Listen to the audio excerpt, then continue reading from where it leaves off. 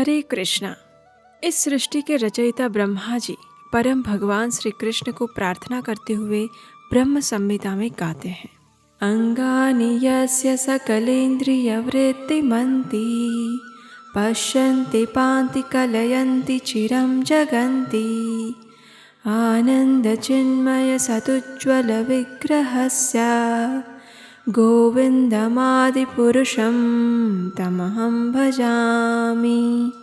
पूर्ण पुरुषोत्तम परम भगवान श्री कृष्ण का सुंदर स्वरूप मदन को भी मोहित करने वाला है। भगवान अपने भक्तों को आनंद प्रदान करने के लिए अनेक विध रूपों में इस पृथ्वी पर प्रकट होते हैं, लेकिन उनका प्रत्येक स्वरूप सदैव सच्चिदानंद और दिव्य होता है। और जगत के नाथ का ऐसा ही एक स्वरूप है भगवान जगन्नाथ जी। भगवान जगन्नाथ के स्वरूप के विषय में कई लोग कई बातें करते हैं। कुछ लोगों का मानना है कि यह भगवान का अपूर्ण रूप है, क्योंकि राजा इंद्रद्युम्न ने समय से पहले द्वार खोल दिए थे, इसलिए भगवान अधूरे रह गए। कुछ लोग कहते हैं ये बुद्ध स्वरूप है, और कुछ तो ये भैरव का स्वरूप होने का भी दावा करते हैं। इतना ही नहीं, मायावादी लोग तो भगवान के इस स्वरूप को दिखाकर ये साबित करने का प्रयास करते हैं कि भगवान निराकार है।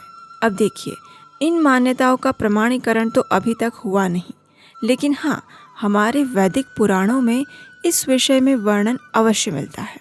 और वास्तव में ये एक बहुत गहरा रहस्य भी है, जिसे सामान्य लोगों के लिए समझ पाना सरल नहीं। लेकिन क्या आप इस रहस्य को जानना चाहते हैं? तो चलिए, सबसे पहले अगर आपने अभी तक हमारे चैनल को सब्सक्राइब नहीं किया तो अभी कीजिए, जिससे ऐसे ही सुंदर कथाओं का खजाना आपको मिलता रहे। और हाँ, इस वीडियो को अगर आप लाइक करेंगे तो ये अधिक से अधिक लोगों तक पहुंच सकेगा। तो चलिए, समाज के आध्यात्मिक मूल्यों का संवर्धन करने में आप अपना योगदान दीजिए और हम आपको सुनाते हैं जगन्नाथ जी के सुंदर स्वरूप की रहस्यमयी कथा। हमारा काल यंत्र आज से 5500 वर्ष पूर्व के समय में वापस जा रहा है।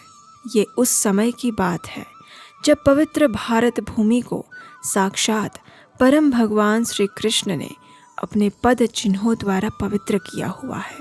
मथुरा में अपना दायित्व पूरा करके भगवान श्री कृष्ण अपने भाई बलराम तथा संपूर्ण परिवार के साथ अब द्वारका में रहते हैं।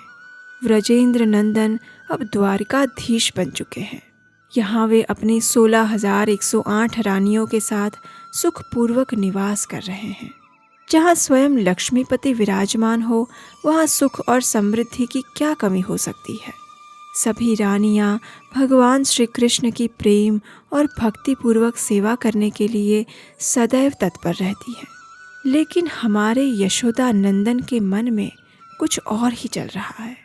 भगवान अपने वृंदावन को तो छोड़कर आ गए, लेकिन व्रज की याद अभी भी उनके हृदय को व्याकुल कर रही है। व्रज की धूल में ग्वाल सखाओं के साथ खेले हुए खेल, गोवर्धन की गुफाओं में गायों का चराना और गोपियों के घर से माखन को चुराना, मैया यशोदा का लाड प्यार और नंद बाबा की पुकार आज भी उनके कानों में गूंज रही है। गोधूली के समय गोकुल के द्वार पर अपने नयन बिछाकर प्रतीक्षा करती हुई मैया यशोदा का दृश्य आज भी उनके नेत्रों के समक्ष है। जिस व्रज में उन्होंने इतनी दिव्य लीलाएं की, गोप गोपियों के साथ शुद्ध प्रेम का आदान प्रदान किया, उस व्रज को वे कैसे अपने हृदय से भूल सकते हैं। और कभी कभी तो वे रात्रि के समय निद्रा में भी राधे राधे ऐसे पुकारते रहते हैं। और भगवान की रानियां जब ये देखती और सुनती है तो वे भी चिंतित हो जाती हैं। वे सोचती हैं कि हम तो भगवान की इतनी सेवा करते हैं, उनसे इतना प्रेम करते हैं, लेकिन फिर भी भगवान हमेशा वृंदावन को क्यों याद करते हैं? आखिर वृंदावन में ऐसा क्या हुआ है? अब ये प्रश्न का उत्तर तो सिर्फ वही व्यक्ति दे सकता है जिसने इन लीलाओं का प्रत्यक्ष अनुभव किया हो। इसलिए सभी रानियां विचार करने लगी कि वृंदावन की लीला के विषय में किन से पूछा जाए। उसी क्षण उन्हें याद आता है, अरे माता रोहिणी इन सभी लीलाओं के स्वयं साक्षी रह चुके हैं और सद्भाग्य से वे इस समय द्वारका में ही उपस्थित हैं। तो क्यों न हम उनसे ही इस विषय में पूछें। इस प्रकार निश्चय करके सभी रानियां रोहिणी माता के पास गई। उन्होंने उनसे प्रार्थना की कि वे उन्हें भगवान श्री कृष्ण की वृंदावन लीलाएं सुनाएं। माता रोहिणी सभी रानियों की मनस्थिति समझ गई और उन्होंने प्रेम से उन सबको कहा, निसंदेह वृंदावन की लीलाएं इतनी मधुर और विशेष हैं कि स्वयं श्री कृष्ण भी उसका श्रवण करने के लिए उत्सुक रहते हैं। मैं अवश्य आप सबको ये लीलाएं सुनाऊंगी, लेकिन मेरी एक शर्त है। जब मैं आपको वृंदावन की लीला सुनाऊं तो उस समय कृष्ण और बलराम वहाँ उपस्थित नहीं होने चाहिए, क्योंकि वे दोनों वृंदावन से इतने आसक्त हैं कि यदि उन्होंने ये लीलाएं सुन ली तो उन्हें संभाल पाना अत्यंत दुष्कर हो जाएगा। सभी रानियां इस बात पर सहमत हो गई और एक दिन जब भगवान श्री कृष्ण और बलराम राज्य चर्चा की बैठक के लिए सुधर्मा भवन में गए हुए थे, तब सभी रानियां एक बड़े से कक्ष में एकत्रित हुई और उन्होंने माता रोहिणी को भगवान की वृंदावन लीला का वर्णन करने की प्रार्थना की। माता रोहिणी ने लीला प्रारंभ करने से पहले सुभद्रा को आदेश दिया कि वह द्वारपाल बनकर इस कक्ष के द्वार पर खड़ी रहे, जिससे कि यदि कृष्ण और बलराम आ जाएं तो वह माता रोहिणी को इशारा कर सके और माता रोहिणी अपनी कथा बंद कर दें। सारी तैयारियां हो चुकी थी। सुभद्रा जी नैष्ठिक द्वारपाल बनकर दोनों हाथ फैलाकर द्वार पर खड़ी हो गई। सभी रानियां उत्सुकता से कथा का आस्वादन करने के लिए माता रोहिणी के आसपास बैठ गई और माता रोहिणी ने मानसिक रूप से वृंदावन की लीलाओं और यादों में प्रवेश किया। एक के बाद एक वे भगवान की बाल लीलाओं का अत्यंत मधुर और दिव्य वर्णन करने लगी। सभी रानियां माता रोहिणी के मुख से निकलने वाले कथा रस का अमृत पान कर रही थी। ऐसा लग रहा था जैसे कई युगों से वे इसी रसपान की प्यासी थी। सुभद्रा जी वैसे तो द्वार पर पहरा दे रही थी, लेकिन वृंदावन की मनमोहक लीलाओं ने उन्हें भी अपने रस में डुबो दिया। उनकी बाह्य चेतना खो गई और उसी क्षण कृष्ण और बलराम वहां आ गए।